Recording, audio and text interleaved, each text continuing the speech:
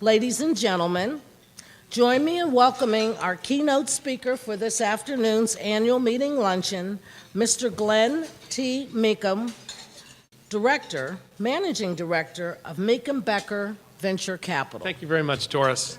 And thank you for inviting me to be here today. It's a real honor to speak with you this afternoon about technology and other matters. And just adjust this a little bit. Okay. I'm going to talk about free markets and the technology we employed and some of our lessons learned. And then I'm going to talk a little bit about our region and our people and how some of those lessons learned apply to our economic development going forward. First, free markets.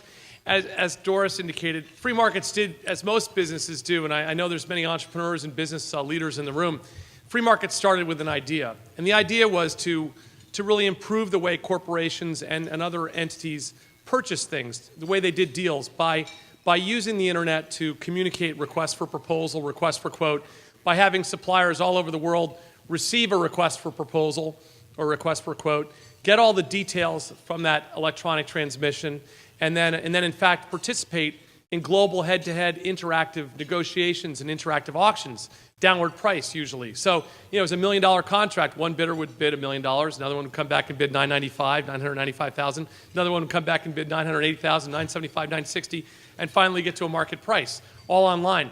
And this was something myself and others discovered in 1994, that we could use the internet to create that kind of downward price, interactive, real-time global bidding. And we knew it would change the world. But one thing I've learned in business is that success in business is 5% inspiration and 95% perspiration. So the idea might be great, but there's an awful lot of real-world implementation to actually get there. And so we went from the idea phase back in kind of 1994 period into our founding in 1995, and really were able to get off the ground because we pulled together a very strong team of people. There's no individual who has all the answers or all the intelligence or all the drive and energy to make a business work. You really have to bring together a team of people to be successful. And we pulled together a team, and we pulled that team together here in Pittsburgh. And it's funny because I started the business when I was living in Connecticut, but the reason we founded it here in Pittsburgh was that we wanted a city, a place that had technology, that had people who understood software and understood the internet.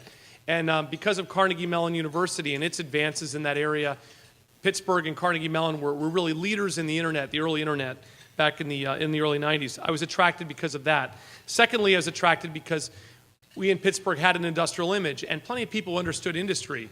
So our business wasn't just about the technology of the internet. It was about the technology of plastics and metals and electronics. And we had to have expertise to actually create the request for proposals and help our companies source these technological items. And so we wanted this combination of internet knowledge and industrial knowledge. And then we wanted a really good airport. And I've said this many times. I congratulate the people who had the vision to invest in our airport. I think that our airport is a key long-term asset.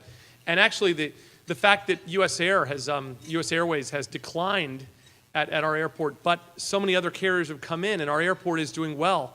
I think the county executive would agree, Dan Arado would agree that the airport is solid financially, and we weren't all sure it would be 3 or 4 years ago, but it's really a great investment, and it's very attractive to people like me who came from outside. I've been here a long time. I consider myself a Pittsburgher now, but 12 years ago, 13 years ago when I was making this decision, that airport was an important consideration. So we pulled together a great team here in Pittsburgh, and we were successful founding the company.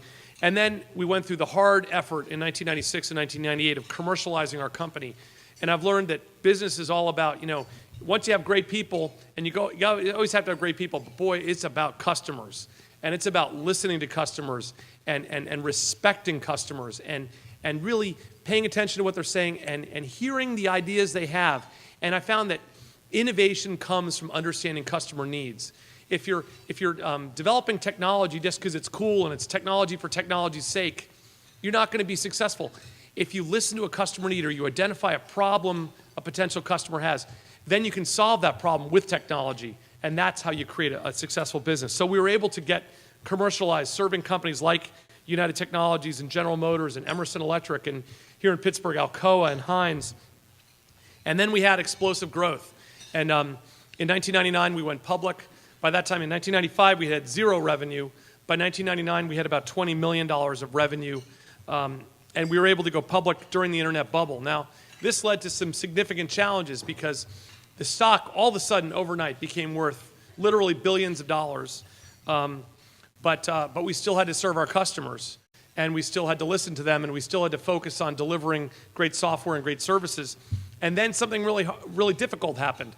3 or 4 months after we went public and we had this multi-billion dollar valuation, the stock market crashed, the internet crash happened, and our stock crashed too. And it was difficult to keep everybody going through that tough time of our stock price falling. And that year in 2000, the business grew from about 20 million in revenue to 99 million of revenue, and the stock price crashed from $10 billion stock valuation down to only about 700 million. So the business was booming and the stock price was crashing. And that was and it was, of course, it was getting back to reality because the internet valuations of all the internet companies were way out of line with reality. But that was a tough thing to navigate. And it was because we had great people who were devoted to our business and to our customers. But managing through that explosive growth had its challenges, and the IPO boom and then the IPO bust made it difficult. And that sometimes happens with technology. When new technologies are invented, like the internet, a lot of times there's too much investment, and then inevitably that leads to a bubble and a crash. But fortunately, we did get through that. We continued to grow the company. We reached almost 180 million in revenue before we leveled out, and we didn't grow anymore because pricing had gotten so tough, and we had a lot of competition. But we eventually decided to sell the business. We sold to a company called Ariba, still is here in downtown Pittsburgh with significant employment, and the company actually, Ariba, the combination of Ariba was slightly larger than Free Markets when we combined, but the combined company has continued to not grow tremendously because I think our understanding of the market that it was just tough to grow was true, but the company has continued to do fairly well and is a solid player in the market. Actually, the leader in providing software and services to companies, helping automate their purchasing and supply management. So, a lot of lessons, and I've hit on some of them, but, in addition to technology, how do you make technology work? Well, it's really about people, and it's about values. I found that in order to we had at our peak about 1,200 employees around the world, and in order to make 1,200 employees around the world, literally from Singapore to Pittsburgh to Paris to Budapest, how do you trust people to make decisions out there in your business? And it's about having a clear strategy, setting goals, and then trusting people to make good decisions. And if they're honest and I like to talk about they're courageous, they have the courage to be honest, and they're gracious. A lot of times when you're really honest and you tell the honest truth, boy, the honest truth hurts. And you got to be courageous to tell the truth, but you also have to be gracious in how you deliver it.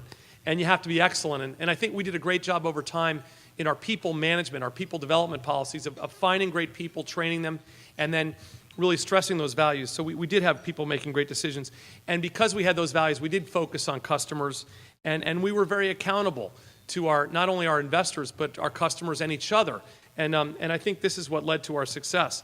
And since leaving Free Markets, we sold the business in the summer of 2004, and I left, and I started making venture capital investments in various early stage companies, including a number here in Pittsburgh, companies like Seek and College Prowler, you may have heard of, and Acoustica and a few others. And there's some really exciting technology stories today in Pittsburgh. We have Acoustica as the company that is the first company in the world with a fully digital microphone on the market, supplying fully digital from my voice into the microphone right to a digital signal, no analog signal, supplying them into laptop computers and into cell phones. First company in the world to do that. A company like College Prowler, a bunch of Pitt and Carnegie Mellon students graduated and decided that there wasn't really good enough information out there for 16, 17-year-olds and their parents to make a decision about where to go to college.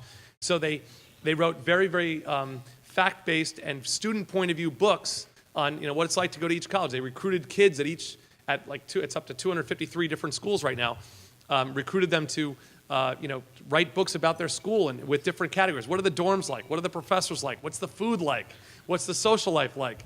Et cetera. And that's right here in Pittsburgh. And that company is a small company but doing very, very well. And it's just a great entrepreneurial idea. So there are great things happening in entrepreneurship, in technology here in Pittsburgh. And I'm actually quite optimistic.